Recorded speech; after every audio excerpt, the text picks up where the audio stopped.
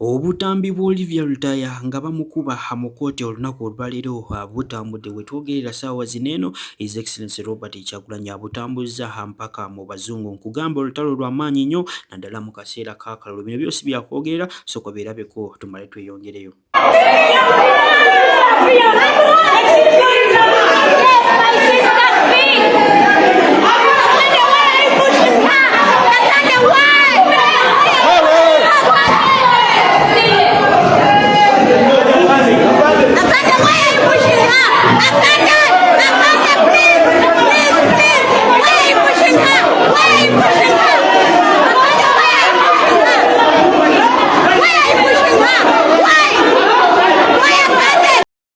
Alright, bino ebirala bingi nnyo byenkuletedde mu maaso awo. Nkugamba olunaku olwaleero His Excellency Robert Kyagulanyi agambye nedda bano abasajja abatandise okubeera nga batumanyiira ennyonyi zaabwe lwaki baziyisa mu bantu. Bannayuganda banyiivu bagamba nedda bano abasajja baagala okubeera nga batufugira ku gunpoint. Vidiyo eno njaga ogyetegereze bulungi yonna mpaka weggwayo oŋŋambe ebyaddala Olivia Lutaya ki kyakoze omukazi okubeera nga amusindika nga olaba omuntu asindika emmotoka efudde ku kkubo. Vidiyo eno njaga ogyetegereze bulungi oŋŋambe is it humanity that is being displayed on the screen oba just bana basajja ebyaddala bakolera President Museveni wamu ne family ye. Video yino gyetegereze bulungi amale nkuletere ebyonyonyo okuyita ku nyumba z'abantu olunaku olw'ejjo.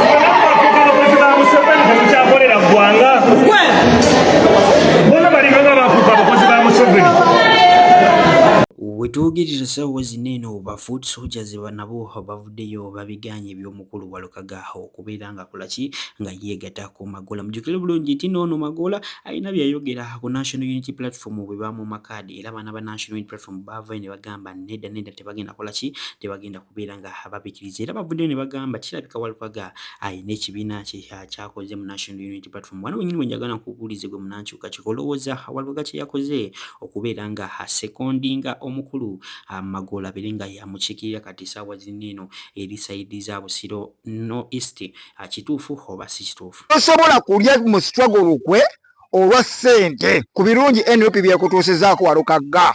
Mujjukira Walukaga yavayo n'agamba nti nno baali bamwa miliyoni 8 ave mu reesi. Yategeeza kuva mu reesi abo abasajja bennyini Bamagola be babadde mabega w'okuloopa Walukaga era badde boogerezeganya mbadde nze nga mbyogera era zinasooka okubagamba ku nsonga za Walukaga nti nno Walukaga tagenda kubeera ku ballot. Nkugambe njagala otambuza vidiyo eno kuba bye njogera ge mazima ojja kumpita lumu omulanzi. Kaakati Walukaga abasajja bano baamugamba okumuwa kaali kawumbi kalamba bamuzimbe abeerenga wolaba Kyagulanyi. Wabaddewo olutalo wakati wa Walukaga ne King Saha nga King Saha ye ali open tali nnyo ku byaki naye nga ye Walukaga ali after money kugenda mu parliament ng'obusajja bumuli bubi bugamba King Saha yagaana naye gwe Walukaga kkiriza ssente tukuzimbe nga Kyagulanyi.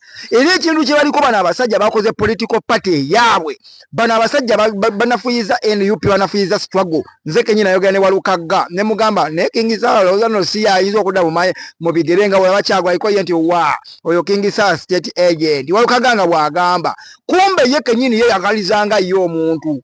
Kakati ekiriwo yamaze okwegatta ku Magola sitemu egaseko bwegasi nti Walukaga bamwokyeza miliyoni 25. Amazima gali Walukaga alidde akawumbi eno lali yasembye ye Lubaga Kyagulanyi yayendosingiddeko namuwa amaanyi eyo endulu gye mwalabya ng'ekubibwa mu bantu abasajja kwe basinzire bawa omusajja akawumbi. Oluvannyuma lw'Abakasuku okubeera nga bafuna ssente mu gavumenti eya President Museveni, omukulu Frank Attambe olunaku olwaleero asazeewo okwawukana nabo. Bino byesi byakwogerera, njagala omuwulirize oŋŋambye eby'eddala decision gy'akoze, is it a smart one oba nedda? Bannange mbalamusizzaako ne mbabuuzaako bannayuganda gye muwangaalidde yonna. Munyambe katono mumpe ku matu, munjazike ku matu okubaako kye mpisaawo mu bubaka buno. Era nsaba n'okuwuliriza obulungi vidiyo eno mugimaleyo. Ebifaananyi ebyo bye muli mu kubanga mulaba.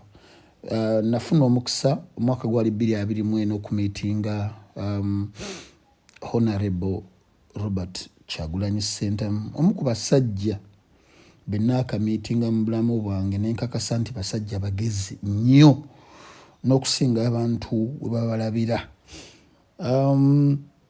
Nali nno naakamala ebbanga lya myaka nga 8 nga simiitinga mwami Kyagulanyi. Gwe nasooka okumumiitinga namumiitinganga faani we, era yali tammanyi nga nze nzaamumanyi ng'era mwagala. Ebifaananyi ndowooza nasharingako ku kafaananyi kaali kakadde nga kafaanana sina bulungi olwa tekinologiya eyaliwo ebiseera ebyo. Now mu kumiitinga omwami Honorable Robert Kyagulanyi Ssentamu, era nga olaba obwama we butambula awo, yayogera nange ebigambo ebyandekera okwefumiitiriza okw'amaanyi ennyo. Oba oli awo siri mutuukirivu, so sijja kulimba, siri musajja mutuukirivu nnyo, naye ebinnyambyeko nnyo kuba nti bimpa ku direction. Naddala mu biseera eby'okusoomooza nga bye tutubiddemu mu kaseera kano mu mulimu gwaffe gwe tukola. Nti kwolwo nagenda okumumiitinga nga at least ammanyi, buli yali tammanyi nga nze amumanyi. Ku luno namumiitinga nga mmanyi, amannya gange gombi nga agamanyi, n'ebyenkola nga abimanyi, ate nga abyagala, ate nga naye abyenyumirizaamu. Era olwava awo ebifaananyi nga bwe mubiraba, ne nfuna omukisa nankyazaako ne mu maka ge. Ekintu ekyo nno omuntu wakukyaliza mu maka ge n'akugabula n'ekijjulo, n'ayongera okubanga akuwa ku magezi g'otasasulidde g'oyinza okusasulira obutitimbe n'obututimbe bwa ssente. Omuntu oyo aba akwagala, aba akwagaliza, aba akulabamu omulaka. Kakati okusoomooza kuba kusigadde eri ggwe okugendera ku byakugambye, okumulyamu olukwe ng'abantu abalala we bazzenga bakola. Era mu bigambo bye yali ansiibula ewakaawe, alina akatabo ke yampa, kitabo kye yampa. Yayongera ekitabo ekyokubiri era we yampita mu woofiisi ye ekavule, mbirina wano ewaka era mbisoma. Teyampa bingi, teyampa ssente, teyampa ki, talina nobwe alibadde alina. Okwagala okutaliiko condition yonna nti omuntu oba tomuwaddeyo kantu okwagala kwe kukomaawo. Ebintu ebyo ndi mu kubanga mbyefumiitirizaamu nnyo n'okutuuka olunaku olwaleero. Ne ŋŋamba kambyeko kyensharinga nammwe bannayuganda ku mwami oyo Robert Kyagulanyi Ssentamu, musajja oyo ow'ekitiibwa Taata Ssuubi. Abantu gwe baagadde ennyo, awatali kakwakkulizo, kintu ekyo kikulu, ngenda kiddako awo mu maaso, awatali kakwakkulizo. Now mu mboozi mu bimu ku bituzzenga twogera oba byazzenga anfalaasira n'okumbuulirira nga muganda omuto mu mulimu guno, kuba yaŋŋambako nti Ntambi tugenda kukeera olunaku lumu ofune okugezesebwa, naye ensi egenda beekutaddeko amaaso. Decision gy'onoosalawo ejja kubeera yiyo. Onooba onoolivinga nayo well and good, oba tolivinge nayo don't dare, togezaako. Mwami Robert Kyagulanyi Ssentamu gwe tulinze ng'omukulembeze waffe mu Uganda empya ng'ennaku z'omwezi 15 olunaku olwokuna olwa wiiki ejja, yayogera ebigambo yayagattanga Oluzungu n'Oluganda nga tuwugira. Naŋŋamba Frank Ntambi sola byerabira, yaŋŋamba